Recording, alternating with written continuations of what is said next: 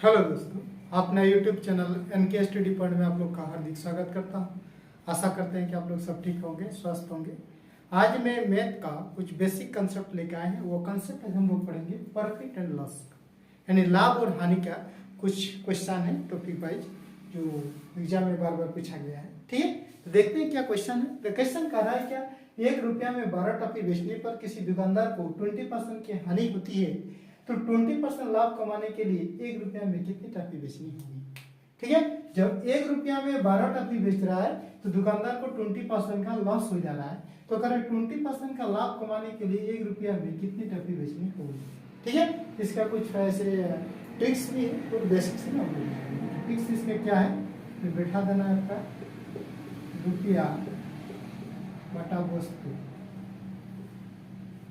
बटे 100 plus minus लाभ या हानि प्रतिशत इक्वल टू रुपया बटा वस्तु 100 प्लस माइनस लाभ या हानि प्रतिशत। ठीक है, ये वो टिक्स है। इसमें देखिए रुपया कितना है, 1 रुपया में 12 टॉफी बेचने पर 20% की लॉस हो जा रहा है। 20% की लॉस हो रहा है, यानी 82 लिख सकते हैं। तो 1 रुपया में कितना टॉफी बेचेगा कि 20% का लाभ होगा। ठीक है, मैन बट्टा के नीचे वाला नीचे, उसके नीचे वाला ऊपर, तो उसके नीचे वाला नहीं है। 1/12 इंटू 80 1/x इंटू 120। ठीक है, 12 10 है 120, 10 से 8 है 80, x बराबर 8। यानी 1 रुपया में x क्या माने, 1 रुपया में कितने वस्तु बेचना होगा, 1 रुपया में कितनी टॉफियां बेचनी होगी कि उसे 20% लाभ होगा, 8 वस्तुएं बेचना होगा। जब 1 रुपया में वो 12 टॉफी बेच रहा है तो उसे 20% के लॉस हो जा रहा है। तो 1 रुपया में जब वो 8 टॉफी बेचेगा तब उसको क्या होगा, 20% का लाभ हो जाएगा। ठीक है, ये तो ये वो फिक्स हो गया। दूसरा क्या कॉन्सेप्ट है इसमें, सीधा सीधी क्या बोल रहे हैं, 12 टॉफी बेचने पर 12 लिखिए, 20% का लॉस हो रहा है 100 माइनस 20 80, 20% का लाभ हो रहा है 100 प्लस 20 120 कर दीजिए। ठीक है, 12 10 है 120, 10 से 8 है 80। एग्जाम में इस कॉन्सेप्ट को यूज कीजिएगा। एग्जाम में जो है इस कॉन्सेप्ट को यूज कीजिए, तुरंत आपको आ जाएगा। ठीक है, ये भी बेसिकली हमने इसमें बता दिया कि इस फॉर्मूला में बैठाने से आएगा। बाकी एग्जाम में है इस कॉन्सेप्ट को यूज कीजिए, तुरंत आपको क्वेश्चन को देख के पता कर सकते हैं। ठीक है, तो इसमें क्या है, 8 टॉफी यानी 1 रुपया में 8 टॉफी बेचनी होगी, तब जाकर उसको 20% की लाभ होगा। ठीक है, फिर चलते हैं स्टेप का नेक्स्ट क्वेश्चन देखते हैं। टॉफियों की 1 रुपया 20 के भाव से बेचने पर एक व्यक्ति को 4% की हानि होती है, तो 20% लाभ पाने के लिए 1 रुपया की कितनी टॉफी बेचेगा। ठीक है, तो इसमें भी हम लोग रुपया बटा वस्तु 100 प्लस माइनस लाभ या हानि परसेंट, या रुपया बटा वस्तु 100 प्लस लाभ या हानि परसेंट में बैठा सकते हैं। ठीक है, लेकिन उसको नहीं करेंगे, हम लोग और कॉन्सेप्ट यूज करेंगे। क्या कॉन्सेप्ट देखिए, 1 रुपया में क्या हो रहा है, 20 के भाव से 20 लिख दीजिए, इनटू क्या हो रहा है, 4% का लॉस होता है 100 माइनस 4 96। फिर क्या रहा है, 20% लाभ पाने के लिए यानी 120। ठीक है, तो काट दीजिए, 20 20 चौक 120, 6 से काटिए, 6 का 6, 1 रुपया में उसको कितने टॉफियां बेचना होगा। कह रहा है क्या, 1 रुपया में जब 20 के भाव से बेचता है तो एक व्यक्ति को 4% की लॉस हो जाता है। तो 20% लाभ पाने के लिए 1 रुपये की कितनी टॉफी बेचेगा, तो 1 रुपया में वो 16 टॉफी उसको बेचेगा, तब जाके क्या होगा, उसको 20% का लाभ हो जाएगा। ठीक है, बाकी जो दूसरा कंसेप्ट जो बताए हैं कि रुपया बटा वस्तु 1 रुपया में 20 के भाव से बेचता है तो 4% की हानि होती है, 1 रुपया में कितनी टॉफी बेचेगा कि उसके 120 रुपया लाभ होगा, 20% का लाभ हो जाएगा। बस इसको मेरा बट्टा का नीचे वाला नीचे रहता है, मेरा बट्टा का नीचे वाला नीचे रहता है। हो गया, 20 चौक 120, 16 चौक 96, एक्स बराबर कितना आ गया, यानी 1 रुपया में कितना टॉफी बेचेगा कि उसको 20% का लाभ होगा, 1 रुपया में 16 टॉफी बेचेगा तो 20% लाभ होगा। दोनों ही कंसेप्ट यूज कर सकते हैं। ये थोड़ा और शॉर्ट है, इसमें थोड़ा फॉर्मूला कितना होगा। ठीक है, बाकी दोनों में आप तुरंत आ जाएगा। इसमें कितना हो जाएगा आपका, ऑप्शन नंबर 1। ठीक है, फिर चलते हैं नेक्स्ट क्वेश्चन की। देखिए नेक्स्ट क्वेश्चन, 3 रुपया में 8 के भाव से नींबू बेचने पर विक्रेता को 25% की हानि होती है, तो 20% लाभ अर्जित करने के लिए किस भाव से नींबू बेचने होंगे। ठीक है, किस भाव से नींबू बेचने होंगे। तो अभी जो हम लोग कॉन्सेप्ट बना रहे हैं उसी कॉन्सेप्ट से भी बनेगा। क्या बोला, 8 के भाव से नींबू बेचने को 8 लिख लीजिए। उसके बाद क्या बोल रहा है, 25% का लॉस होता है, 100 माइनस 25 का कितना 75। फिर क्या कर रहा है, 20% का लाभ अर्जित करने के लिए तो 120 लेंगे। ठीक है, इसको काट दीजिए, आपका काटिए, 4 दूना 8, 4 तिया 12, 30, 2 से काट दीजिए, 2 पर 30, 15 5 यानी 3 रुपया में उसको जब 3 रुपया में 8 के भाव से नींबू बेचता है तो 25% की लॉस हो जाता है। तो 3 रुपया में उसको कितना बेचेगा, 20% लाभ होगा। तो 3 रुपया में अगर 5 को टॉफी बेचेगा तो उसको 20% का लाभ हो जाएगा, यानी ऑप्शन नंबर डी हो जाएगा। ठीक है, क्या किया हम, क्या 8 के भाव से नींबू बेचता है, 8 लिख दीजिए। उसके बाद क्या कर रहा है, कितना लॉस हो रहा है, 25%, 100 - 25 75।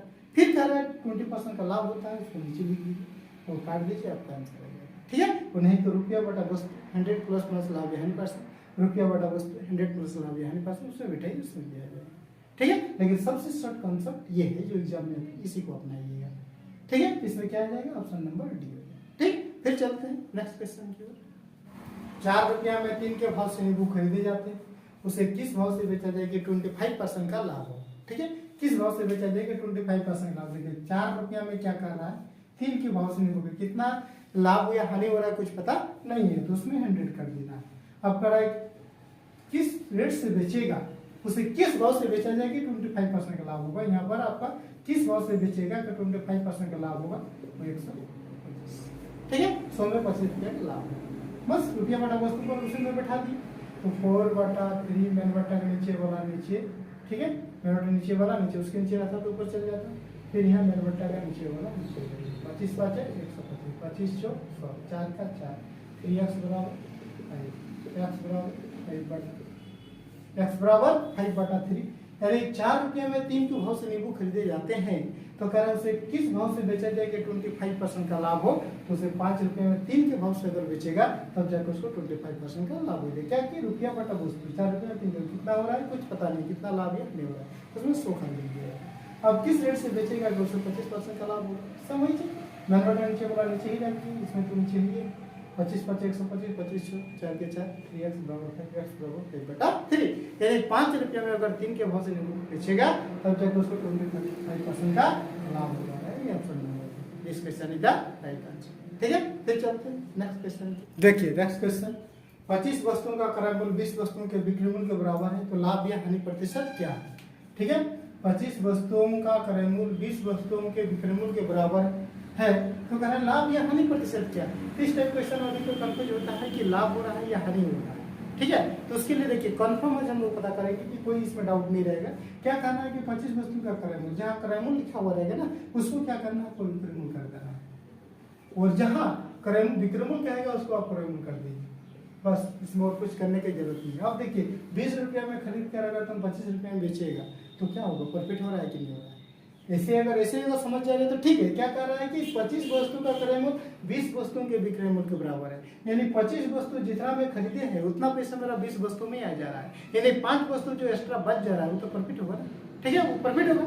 तो बस यही कह रहा है कि 25 वस्तु क्रय मूल्य जहाँ चाहेगा उसको विक्रय मूल्य कर दीजिए, और जहाँ विक्रय मूल्य चाहेगा उसको क्रय मूल्य कर दीजिए। बाकी कुछ करने की जरूरत नहीं। आप कह रहे 20 रुपये में खरीद कर अगर 25 में बेचेगा तो प्रॉफिट होगा। कितना प्रॉफिट होगा, 5 रुपये लाभ गुना 100 बटा क्रय मूल्य कितना दिखाई पड़ रहा है 20, तो 20 लिख दीजिए। ठीक है, 20 × 5 = 100, 5 × 5 = 25, 25% क्या हो जा रहा है, लाभ। 25% आपका लाभ हो जाएगा जब क्रय मूल्य कम रहता है और विक्रय मूल्य ज्यादा रहता है, यानी सीपी अगर लेस देन एसपी। ठीक है, अगर एसपी अगर सीपी से ज्यादा हो, कम में खरीद कर अगर ज्यादा में बेचता हो तो क्या होता है, उसमें लाभ होता है। बस वही चीज हुआ, 20 रुपये में खरीद कर 25 रुपये में बेचता है तो लाभ हो रहा है। कितना लाभ हुआ, 25% लाभ हुआ है। इसमें देखिए 25% हानि भी दिया है, तो हानि नहीं, इसमें ये चीज देखना पड़ता है। तुरंत उसको ऑपोजिट कर दीजिए और उसको हल कीजिए। ठीक है, फिर चलते हैं नेक्स्ट क्वेश्चन की ओर। नेक्स्ट क्वेश्चन, 12 वस्तुओं का क्रय मूल्य 16 वस्तुओं के विक्रय मूल्य के बराबर हो तो उसका लाभ या हानि प्रतिशत क्या है। ठीक है, कह रहा है 12 वस्तु जितना मैं खरीदा है उतना 16 वस्तु के विक्रय मूल्य के बराबर है। मतलब 12 वस्तु जितना खरीदने में पैसा लगा है उतना पैसा लाने के लिए हमको 16 वस्तु बेचना पड़ रहा है, यानी क्या हो रहा है 4 वस्तु हमको एक्स्ट्रा देना पड़ रहा है। तो इस स्थिति में क्या होगा, हमें लॉस होगा। ठीक है, तो कितना लॉस होगा, तो जहाँ क्रय मूल्य रहेगा, जहाँ क्रय मूल्य लिखा रहेगा उसको क्या करना है, यदि क्या बोले उसको विक्रय मूल्य कर देना है, और जहाँ विक्रय मूल्य लिखा रहेगा उसको क्या करना है, क्रय मूल्य कर देना है। ठीक है, जहां क्रय मूल्य कहेगा उसको विक्रय मूल्य कर देना है, जहां विक्रय मूल्य कहेगा उसको क्रय मूल्य कर देना है। बस अब देखिए 16 रुपया में खरीद कर अगर 12 रुपये में बेचेगा तो क्या होगा, उसको लॉस होगा ना जी। कितना लॉस होगा जी, 12 में 4 रुपया लॉस होगा।